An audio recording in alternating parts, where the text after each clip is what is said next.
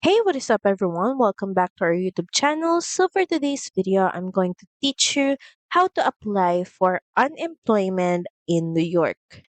So of course, you may want to go first in ny.gov, and from here we're just going to search for unemployment, then just press enter. So from the search results, click on unemployment assistance, and instantly you can see here an apply button.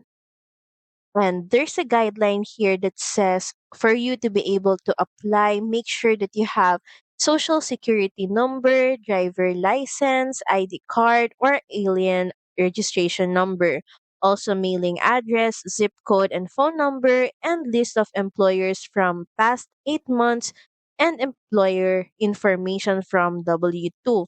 You're also going to need to have a bank account number and routing number if interested in direct deposit.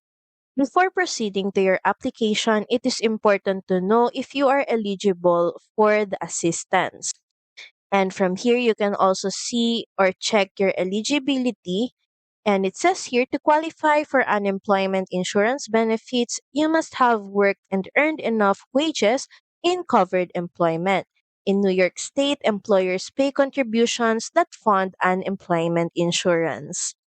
So from this page, you can see more information and read about your eligibility before you can apply for assistance. They also have here benefit calculator to see or estimate your weekly benefit amount that you can get. You can also see here payment options where you can receive the unemployment assistance. If we scroll down further, you can see here that the best way to apply is online. So it's simple that all you have to do is sign in or create a ny.gov ID account and follow the instructions to file a claim. You're also going to need to make sure that you have this before you apply.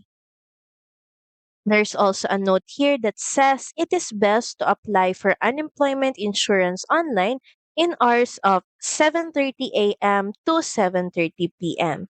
You can apply by clicking through this button. So as you can see here, you can also apply by telephone by contacting this hotline, and these are the days or the best dates to contact them, and this is the hotline that you should call if you're hearing impaired.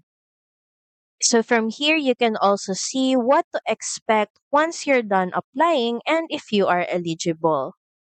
So that's pretty much it. Thank you very much for watching this video. I hope that you find this video helpful. And if you do, please don't forget to like, share, and subscribe to the channel. Now we'll see you again on the next one. Bye!